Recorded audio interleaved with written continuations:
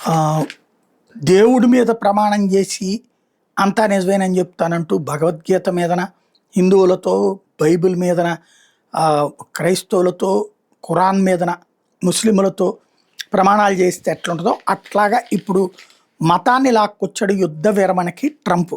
పశ్చిమాసియాలో యుద్ధాన్ని ముగించడమే లక్ష్యంగా ఇరాన్‌తో చర్చలు సజావుగా సాగుతున్నాయని చెప్తున్నటువంటి ట్రంప్ ట్రూత్ మీడియాలో, ట్రూత్ సోషల్‌లో చెప్పుకొచ్చారు. అయితే మళ్ళీ నిన్న రాత్రి దాడులు ఇయన్నీ జరిగిపోయినాయి.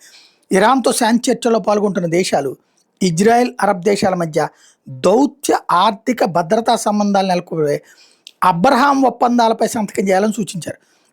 ఆ ఒప్పందాల మీద ఇరాన్ కూడా సంతకం చేయడం గౌరవంగా ఉంటుందన్నారు. అత్యంత సంక్లిష్టమైన చిక్కుముడిని విడదీయడానికి అమెరికా కృషి చేస్తోందన్నారు. చర్చల్లో పాల్గొంటున్న దేశాలు ఏకకాలంలో అబ్రహాం ఒప్పందాలపై సంతకం చేయడం తప్పనిసరి కావాలని ఆకాంక్షించారు. ఒకళ్ళిద్దరు సంతకాలు చేయకపోవడానికి తగిన కారణం ఉంటే అంగీకరించుకోవచ్చని చెప్పారు.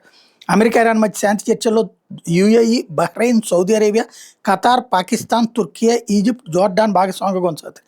అయితే యుఏఈ, బహ్రెయిన్ దేశాలు అబ్రహాం ఒప్పందాల మీద ఇప్పటికే సంతకాలు చేసినాయి. మిగిలిన దేశాలు కూడా అదే బాటలో నడవాలని ట్రంప్ అడుగుతున్నారు. ఇరాన్ సుప్రీం లీడర్ మొక్తజా ఖొమైనీకి సంబంధించినటువంటి వర్గం అప్రూవల్ లేకపోవడం వల్ల ఆగింది. ఈలోపు భయపెట్టేందుకు అటాక్ చేసింది.